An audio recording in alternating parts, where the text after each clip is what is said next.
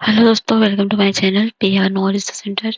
देखिए, हमारे चैनल पे यूपीएससी के टेस्ट और रिवीजन मैगजीन और बहुत सारी चीज़ें हमने करवा रखे हैं, यूपीपीसीएस और यूपीएससी से रिलेटेड जो भी चीज़ें होती हैं। तो प्लीज़ हमारे चैनल को ज़रूर एक बार शेयर एंड सब्सक्राइब कर दीजिएगा।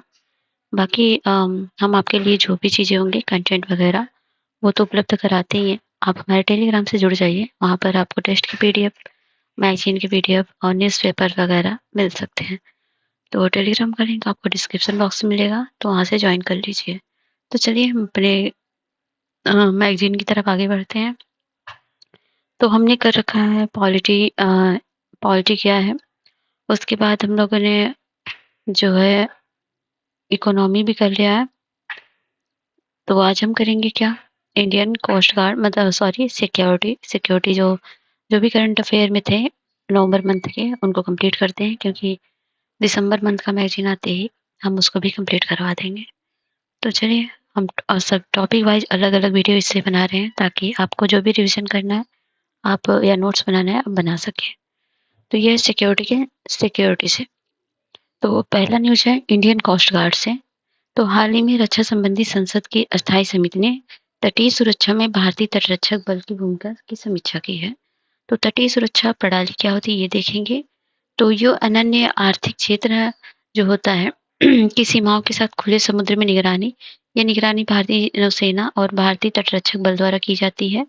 और इसमें आता है प्रादेशिक जल क्षेत्र की निगरानी, जिसमें भारतीय तटरक्षक बल द्वारा की जाती है।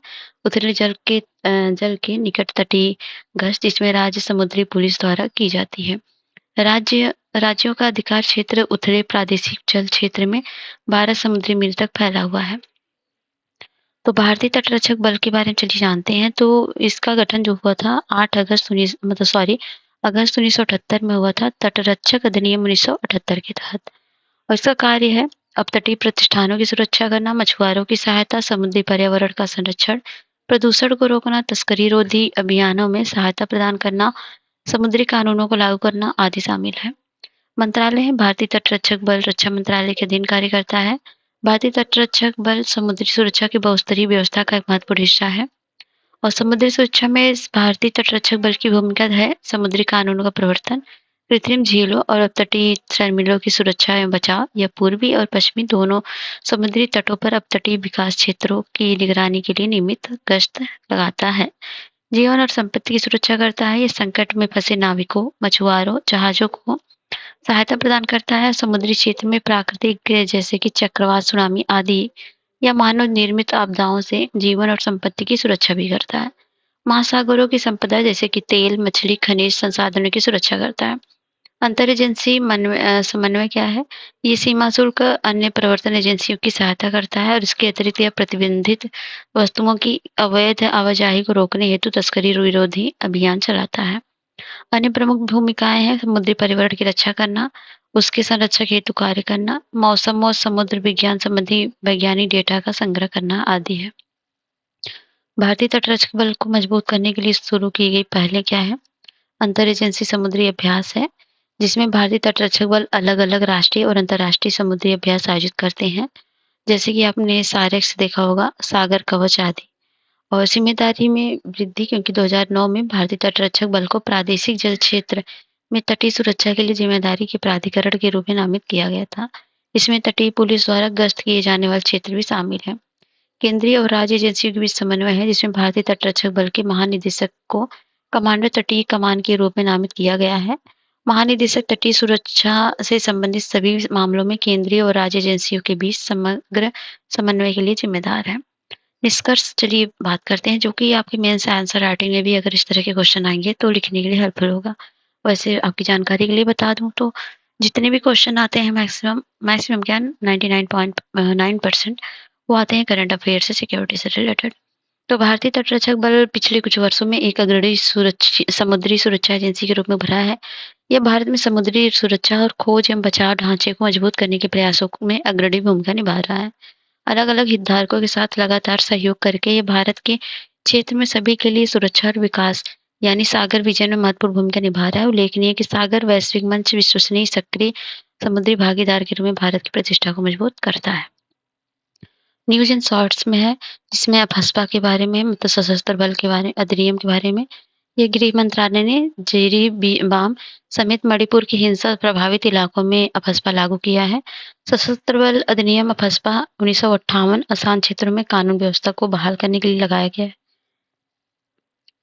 अपहस्पा क्या है तो अपहस्पा जो है अधिनियम 1958 की धारा 3 के तहत किसी क्षेत्र को आसान क्षेत्र घोषित किया जाता है जब किसी राज्य केंद्र शासित प्रदेश के क्षेत्र या पूरे राज्य केंद्र शासित प्रदेश में ऐसी स्थिति उत्पन्न हो जाती है कि नागरिक प्रशासन की सहायता के लिए सशस्त्र बलों का उपयोग आवश्यक हो जाता है। तब उस राज्य केंद्र शासित प्रदेश या पूरे राज्य के केंद्र शासित प्रदेश को आसान घोषित किया जाता है। किसी क्षेत्र को शांत राज्य के राज्यपाल, केंद्र शासित प्रदेश के प्रशासक या केंद्र सरकार द्वारा घोषित किया जाता है। इंपॉर्टेंट पॉइंट है। सशस्त्र बलों की विशेषताएं क्या है? उचित चेतावनी देने के बाद सशस्त्र बल सैनिक कार्मिक कानून का उल्लंघन करने वाले किसी भी व्यक्ति पर गोली चला सकते हैं या बल प्रयोग कर सकते हैं। यदि पर्याप्त संदेह हो तो बिना वारंट के भी किसी व्यक्ति को गिरफ्तार कर सकते हैं और किसी भी परिसर की तलाशी ले सकते हैं। सशस्त्र बलों में कार्मिक को उन्मुक्ति है, जिसमें केंद्र सरकार की पूर्व मंजूरी के बिना फसपा के तहत कार्रवाई करने वाले सशस्त्र बलों के कर्मियों के खिलाफ कोई कानूनी कार्रवाई शुरू नहीं की जा सकती। गिरफ्तारी व्यक्ति के साथ कार्रवाई सशस्त्र बल के अधिकारी द्वारा गिरफ्तार व्यक्ति को यथासंभव शीघ्र ही निकटतम पुलिस स्टेशन के प्रभारी अधिकारी को समझना अनिवार्य होता है। कहाँ-कहाँ लागू ये देख लें तो वर्तमान में फसपा जो है असम, मणिपुर, नागालैंड, अरुणाचल प्रदेश के कुछ हिस्सों में लागू है। जम्मू कश्मीर के आसान क्षेत्रों में सशस्त्र बल जम्मू कश्मीर के विशेषाधिकार अधिनियम 1990 लागू होता है और इस कानून से जुड़े मुद्दे देखेंगे तो इनमें शक्तियों का दुरुपयोग, बलात्कार, यौन उत्पीड़न सहित मानवाधिकारों का उल्लंघन भी शामिल है। अब बसपा के बारे में और जानकारी जाने सुप्रीम कोर्ट के निर्णय के बारे में तो Naga people's movement for human rights मामला 1997 का है, जिसमें कोर्ट ने माना कि किसी की मृत्यु कारण बनने की शक्ति का प्रयोग निर्धारित परिस्थिति में करना होगा। Extra judicial execution victim families association बनाम भारत संघ मामले में 2016 में कोर्ट ने फैसला सुनाया कि सशस्त्र बलों को आसान क्षेत्रों में भी अपने कर्तव्यों का निर्वहन के दौरान की दी गई जिम्मेदारियों के लिए जान से छूट नहीं दी जा सकती। वहीं समितियों की सिफारिश देखते हैं कौन-कौन सी थी।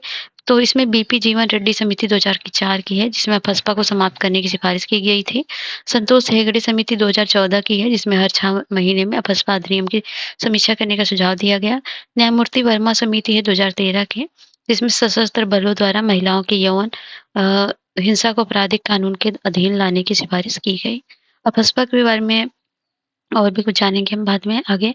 तो अगला न्यूज़ है अडैप्टिव डिफेंस रणनीति है।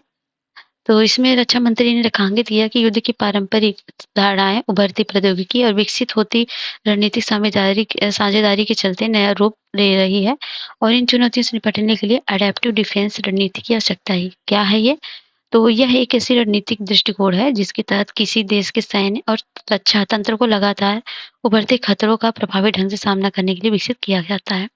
अडैप्टिव डिफेंस का सिद्धांत जो है खतरों का अनुमान लगाने, अनुकूलन करने, नवाचार करने, अप्रत्याशित परिस्थितियों का सामना करने के लिए विकसित मानसिकता विकास करना है। अडैप्टिव डिफेंस के लिए आवश्यक क्षमताएं क्या है? परिस्थितिजन्य जागरूकता, रणनीतिक सामरिक स्तरों पर लचीलापन, अनुकूलन चापलता और भविष्य की प्रौद्योगिकी के साथ एकीकरण है। महत्व के बारे में जाने तो इस सीमाओं की रक्षा के साथ-साथ भविष्य को भी सुरक्षित करने, पारंपरिक जैसे सशस्त्र आक्रमण, गैर पारंपरिक सुरक्षा चुनौतियां जैसे ड्रग्स की तस्करी दोनों से निपटने और राष्ट्रीय सुरक्षा के खिलाफ युद्ध के खतरे का मुकाबला करने के लिए डिजाइन किया गया है। उभरती हुई प्रौद्योगिकी भविष्य के युद्ध की चालक।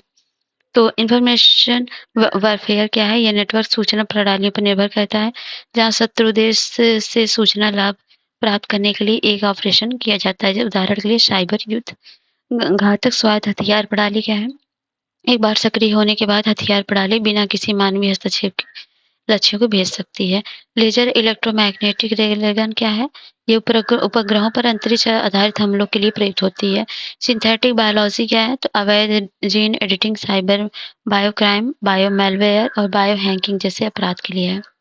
अब डिजिटल अरेस्ट जो कि आपको पता ही होगा, जिस तरह से बहुत तेज़ी से फैल रहा है, तो आप लोग के लिए भी एक अवेयरनेस है और मुझे लगता है जिस तरह से इसके केसेस बढ़ते ही जा रहे हैं, तो ये यूपीएससी पूछ भी सकता है अपने मेंस में और प्रीलिम्स में भी। तो ये आपको थोड़ा समझना होगा what is the news behind this. तो डिजिटल अरेस्ट क्या है? एजेंसी जो है कंप्यूटर एजेंसियाँ रिस्पांस टीम ऑफ इंडिया है सर्टिन ने देश में स्कैमर्स द्वारा ऑनलाइन स्कैम्स करने के तरीकों की एक सूची साझा की है जिसमें डिजिटल अरेस्ट भी शामिल है। डिजिटल अरेस्ट जाने तो साइबर अपराध या ऑनलाइन स्कैम का एक नया रूप है। इसमें अपराधकर्ता केंद्रीय अन्वेषण ब्यूरो सीबीआई, पुलिस प्रवर्तन निदेशालय ईडी और आयकर अधिकारी या सीमा शुल्क एजेंट जैसे कानून प्रवर्तक अधिकारी बनकर फोन कॉल, वीडियो कॉल के जरिए किसी व्यक्ति से संपर्क करते हैं और वह उन पर अनुचित कृत्य से लिप्त होने का झूठा आरोप लगाकर धन की अवैध वसूली करते हैं। भारतीय साइबर अपराध समन्वय केंद्र 14C के अनुसार जनवरी से अप्रैल 2024 तक भारत में नागरिकों को डिजिटल अरेस्ट से जुड़ी धोखाधड़ी के कारण लगभग 120.30 करोड़ रुपए का नुकसान हुआ है। गृह मंत्रालय के अनुसार डिजिटल अरेस्ट डिजिटल धोखाधड़ी एक प्रचलित तरीका बन गया है। इन धोखाधड़ियों को अंजाम देने वाले ज्यादातर लोग म्यांमार, लाओस, कंबोडिया से अपने कार्य को संचालन करते हैं। भारत में डिजिटल अरेस्ट में वृद्धि के लिए जिम्मेदार कारक हैं डिजिटल लेन-देन में वृद्धि, डिजिटल सुरक्षा जागरूकता का अभाव, एआई वॉइस पेशेवर लोगों और सिम्युलेटेड वीडियो कॉल जैसी तकनीक में प्रगति करना। डिजिटल अरेस्ट से निपटने के लिए सरकार द्वारा शुरू की गई पहले क्या है तो भारतीय साइबर समन्वय केंद्र है। यह जो है केंद्रीय गृह मंत्रालय के अंतर्गत आता है और ये देश में साइबर अपराध से निपटने संबंधित गतिविधियों को समन्वय करता है। 14C बोलते हैं इसको। तो I4C सा है ये I4C है ना। तो इसमें साइबर धोखाधड़ी समन केंद्र जो है CFMC स्थापित किया गया। इसमें प्रमुख बैंक, वित्तीय मध्यवर्तियां, पेमेंट एग्रीमेंट, दूरसंचार सेवा प्रदाताओं आदि के प्रतिनिधि साइबर अपराध से निपटने के लिए मिलकर काम करते हैं। भारतीय मोबाइल नंबर प्रदर्शित करने वाले अंतर्राष्ट्रीय स्पूल कॉल्स की पहचान करने और उन्हें ब्लॉक करने के लिए एक प्रणाली का विकास। ऐसी कॉल्स देखने से लगता है कि भारत से ही की जा रही। केंद्र सरकार और दूरसंचार सेवा प्रदाताओं ने डिजिटल अरेस्ट के मामले से निपटने के लिए एक तंत्र विकसित किया है। समन्वय प्लेटफॉर्म, संयुक्त प्रबंधन सूचना प्रणाली, यह अलग-अलग राज्यों, केंद्र शासित प्रदेशों में साइबर अपराध शिकायतों में शामिल अपराधों और अपराधियों का उनको अंतर्राज्यीय संबंधों के आधार पर विश्लेषण करता है। National cyber crime reporting portal इसे साइबर अपराध की घटनाओं की रिपोर्टिंग करने में जनता को सक्षम करने हेतु I4C के हिस्से के रूप में लॉन्च किया गया है। सर्टिन द्वारा साझा की गई सर्वोत्तम पद्धतियां क्या है?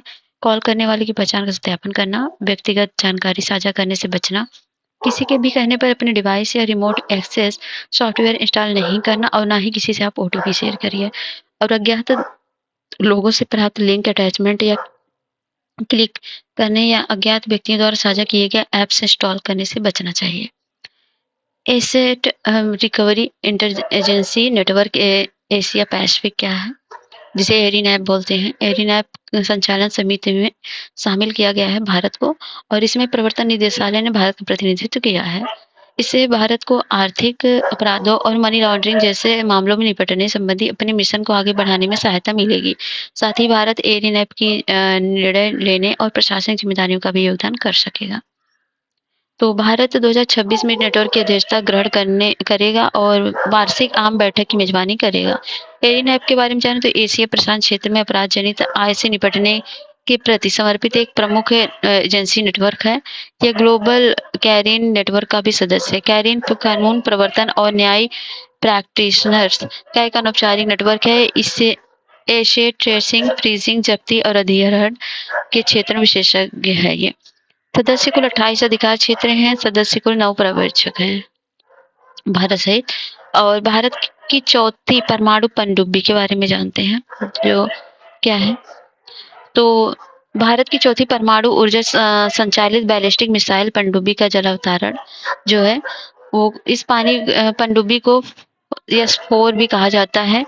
और वर्तमान में भारत की 2 SSBN यानी INS अरिहंत, INS अरिघात परिचालन में है। तीसरी SSBN अरिंदामान जो है वर्तमान में समुद्री पर्यवेक्षणों से गुजर रही है। S4 के बारे में जान तो ये पनडुब्बी 75% स्वदेशी सामग्री से बनी हुई है। यह K4 बैलिस्टिक मिसाइलों से सुसज्जित है। इन मिसाइलों की मारक क्षमता 3,500 किलोमीटर है और SSBN एक शक्तिशाली और अत्यधिक विशिष्ट सैन्य परिसंपत्ति जो न्यूक्लियर डेटरेंस के एक महत्वपूर्ण घटक के रूप में काम करती है। संयुक्त राज्य अमेरिका, रूस, चीन, यूनाइटेड किंगडम, फ्रांस और भारत जैसे चुनिंदा देशों के पास ही एक प्रकार की पनडुब्बी है। इस प्रकार की भारत की पहली लंबी दूरी की हाइपरसोनिक मिसाइल अगला न्यूज है। डीआरडीओ ने भारत की पहली लंबी दूरी की हाइपरसोनिक मिसाइल का सफलतापूर्वक परीक्षण किया है। रक्षा अनुसंधान विकास संगठन ने इस हाइपरसोनिक मिसाइल का उड़ीसा के पूर्वी तट पर डॉक्टर एपीजे अब्दुल कलाम द्वीप से परीक्षण किया है।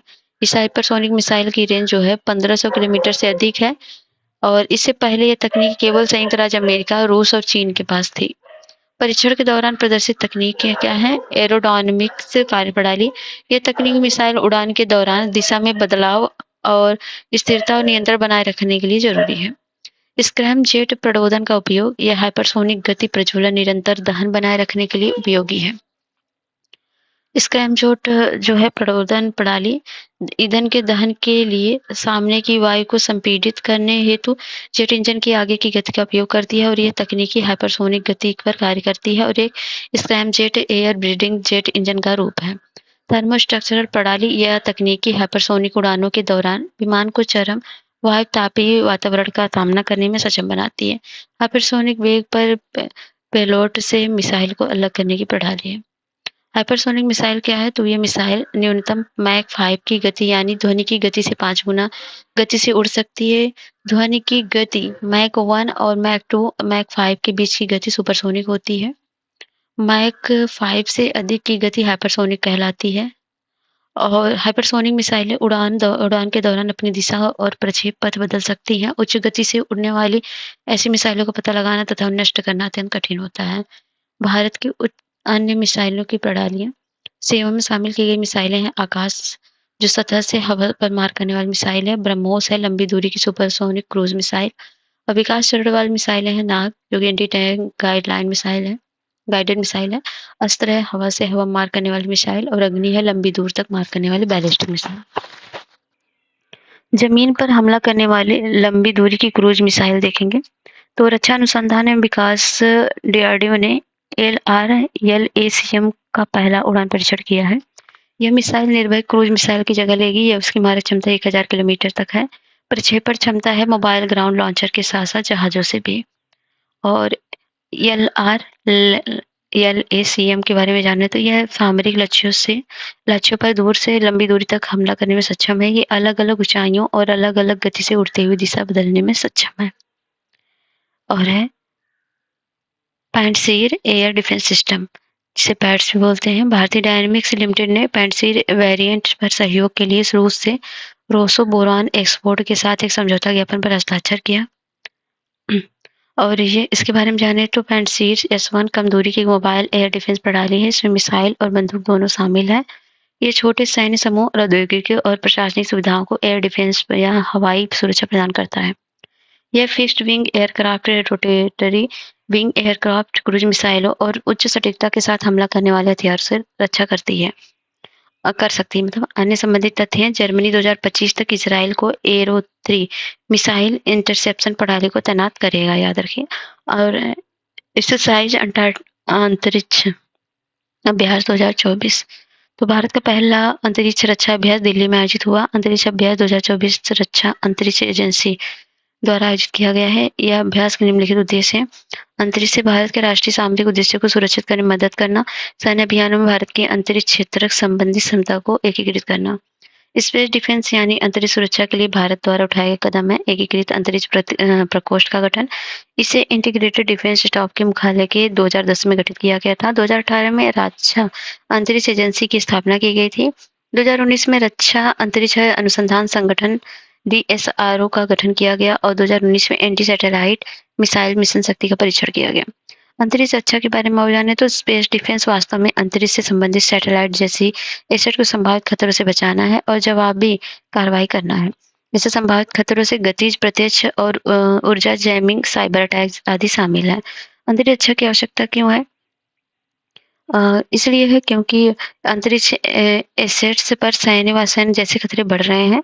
असैन्य खतरे में अनियंत्रित और प्राकृतिक हैं। इनमें अंतरिक्ष मलबा विकिरण शामिल है और खतरे सैटेलाइट सिस्टम की कार्यप्रणाली को बाधित कर सकते हैं। सैन्य खतरे हैं जो नियंत्रित हैं, साइबर अटैक, इसमें ऑन बोर्ड सेंसर हैक करना, अपलिंक और डाउनलिंक और जैमिंग, ट्रैकिंग ऑपरेशन आदि शामिल है। और एंटी सैटेलाइट वेपन्स में इसमें डायरेक्ट एसेंट और ऑर्बिटल एसेंट आदि शामिल है। रेज रेंडेज वंस और प्रॉक्सिमिटी ऑपरेशन, इसमें डी ऑर्बिटिंग सैटेलाइट, नज़दीक से निर्देशित एनर्जी अटैक डिटेंशन डिटरेंस आदि शामिल है। और निगरानी और टोही, इनमें हथियारों की तैनाती, सीमा सुरक्षा आदि के लिए हाई रिजोल्यूशन वाले कैमरे, सिंथेटिक एपर्चर रडार आदि का उपयोग करना शामिल है। भारत में अंतरिक्ष सुरक्षा क्षेत्र के समक्ष निम्नलिखित चुनौतियां हैं। निजी क्षेत्र के द्वारा कम निवेश, राष्ट्रीय रक्षा अंतरिक्ष रणनीति की आवश्यकता होना, अंतरिक्ष क्षेत्रकों में हितधारकों द्वारा अलग-अलग कार्य करना और उनके बीच सहयोग की कमी, रक्षा खरीद की अधिक समय लेना आदि प्रक्रिया आदि भी है इसमें। और नेक्स्ट है नई रिमोट सेंसिंग नीति और नई सैटकॉम नीति का मसौदा पारित करना चाहिए और नया मतलब आगे की राह में। और रक्षा खरीद प्रक्रिया तेज लानी चाहिए। प्रौद्योगिकी पहचान में फ्रेमवर्क के लिए अनुसंधान विकास पर जोर देना चाहिए। युद्ध की योजना सैटकॉम के एकीकरण की संभावना का विचार करना चाहिए। रक्षा अंतरिक्ष एजेंसी, रक्षा अंतरिक्ष अनुसंधान संगठन, इसरो घनिष्ठ सहयोग बढ़ाना चाहिए। एक्सरसाइज इन न्यूज में क्या क्या है, तो महासागर है, maritime heads for active security and growth for all in region. तो इसमें भारतीय नौसेना ने उच्च स्तरीय वर्चुअल इंटरेक्शन महासागर का तीसरा संस्करण आयोजित किया है और इसे भारतीय नौसेना को 2023 में लॉन्च किया गया है। यह वर्ष में 2 बार आयोजित किया जाता है। इसका उद्देश्य हिंद महासागर क्षेत्र के देशों में बीच सहयोग और उच्च स्तरीय वार्ता को बढ़ावा देना है।